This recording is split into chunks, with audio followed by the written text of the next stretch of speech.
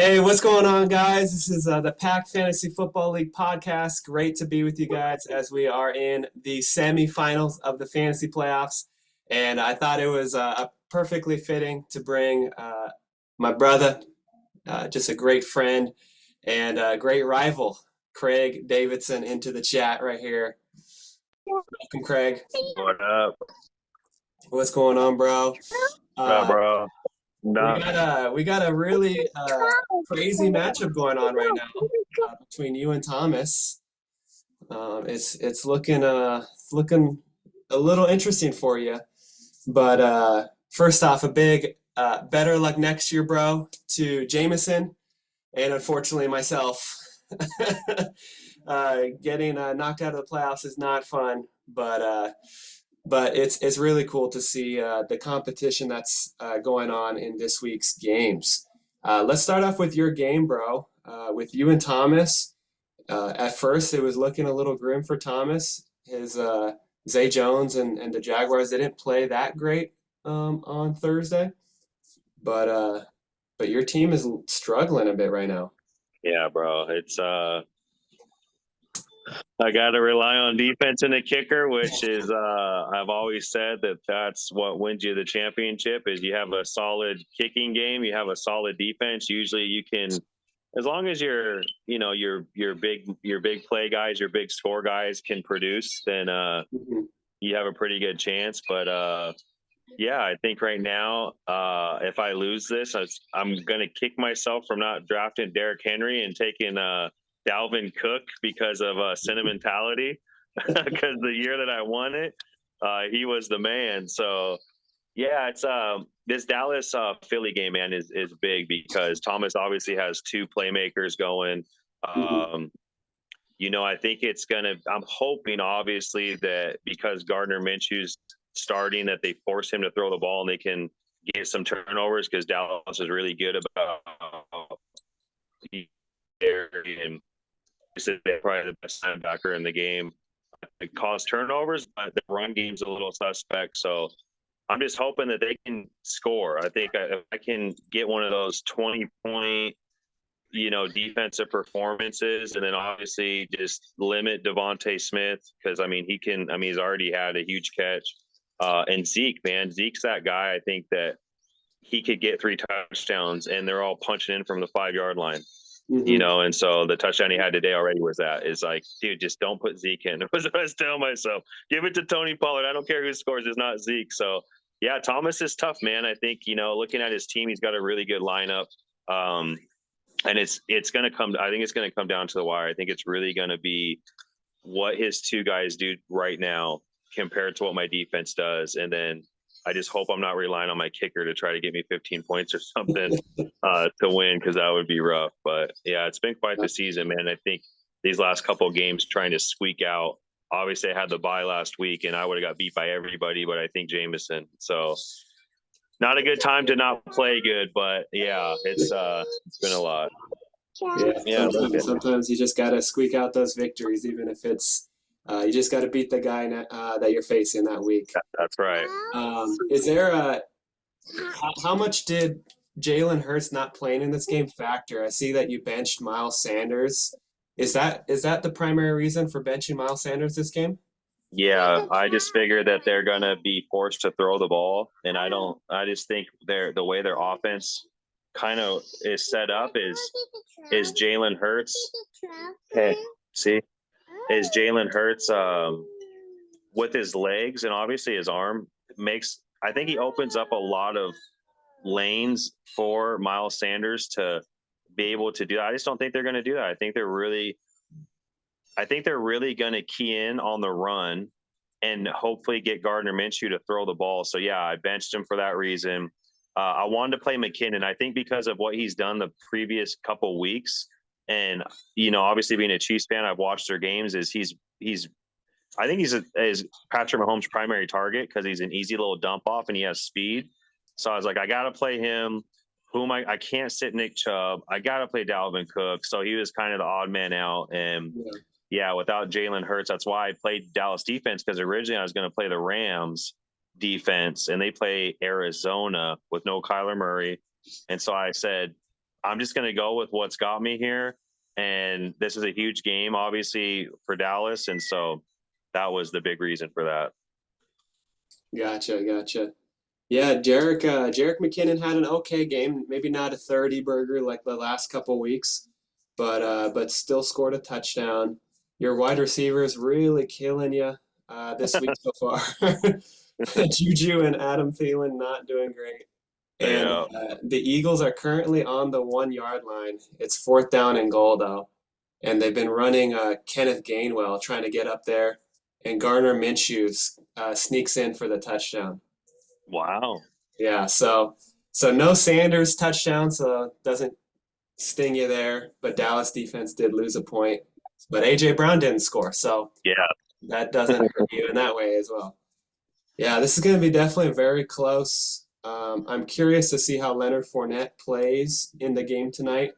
He hasn't been that great the last few weeks, but I mean, the Buccaneers could find their rhythm at any point, and yeah, it's going to be close for sure for you guys, both of you guys. Yeah, absolutely. What about the other matchup here? Joe is currently hanging on to a 9 point lead. He's projected to beat RJ by like 30. But Philly's defense has already scored a touchdown. Did you watch that touchdown? What kind of touchdown was that? It was a pick six Pick six. Oh by yeah, a lineman. yeah, by Jonathan Sweat. Oh my goodness. Yeah. Yeah, so Yeah. RJ RJ's Go tapped ahead. out.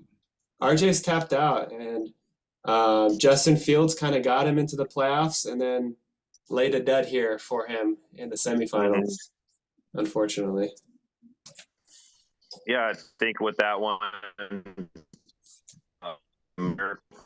win. Honestly, love you a ton, but Hawkinson killed him. I think when you have, because right, we know that tight ends this year are Travis Kelce, and then everybody else has kind of been the theme. And so when you have a guy come in and grab 2 TDs, obviously a huge game for them too, because they're trying to fight for that division title as well. So that's huge. That was a huge pickup by the Vikings. I think will really help them in the playoffs. But when I saw that, I think that's the killer. Is really having the tight end be able to put up what he put up, like 22.9 or something. And so 29.4. 29.4. So your tight end puts up 30, you're in pretty good shape. And then I think with Joe, it's always like he has so many guys from Cincinnati because he's a Bengals fan. If they play well, he's probably going to do well. And, Joe Burrow is like had a rough little go. He threw, I think, 2 picks today.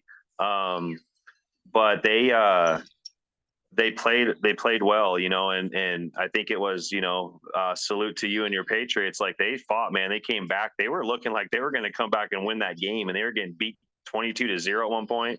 Yeah. So I think Joe, he's going to play the winner of this game for the championship, honestly, is the way I'm seeing that one. Unless for somehow, some way, Philly's defense gets like 2 or 3 touchdowns of, one of those what I need for Dallas type of game. And yeah, King Henry came through. I know he had a fumble, but he had a score, which always helps. And he just eats up yards, but yeah, this was tough, man.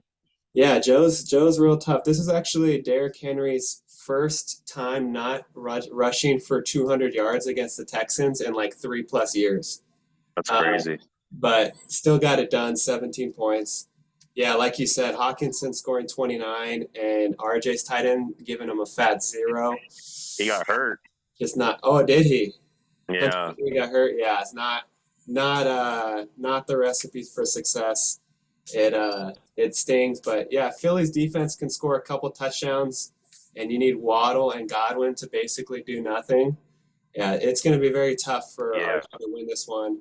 But if you look at Joe's next week, the Bengals are playing the Bills, which on paper is a tough matchup, but I kind of view it like the Miami Buffalo game from last week, as the guys that need to step up are going to step up because this game really matters for the NFL playoffs. Yeah, absolutely. Yeah, and it's Monday night, so it's basically going to come down to that game. Yep. Need Buffalo to lose so Kansas City can slide into that number one seed. Come on, man. You want to keep that bye week. Please. Yeah. Well, we'll see what happens. This would be a big win for Joe as he lost to RJ in both matchups in the regular season. Craig, you beat Thomas in both of the matchups in the regular season. So Thomas winning would be big for him, or you sweeping 3-0. So it's gonna be good either way, and I'm just excited to be watching it at this point. I know it hurts to not be playing, but I'm at peace. I'm at peace, and I'm enjoying watching you guys fight it out here. Yeah, man. Awesome, bro. Well, thanks Yeah, for it's tough, but now you can start game planning for next year's draft. Oh yeah, I named my 2021 spreadsheet the Revenge Tour after I lost to you in the finals. I'm gonna have to do the same thing, bro. But I'm happy, honestly, we're all family. We love each other. I'm happy for Thomas if he does win because of, he's the worst team in the league.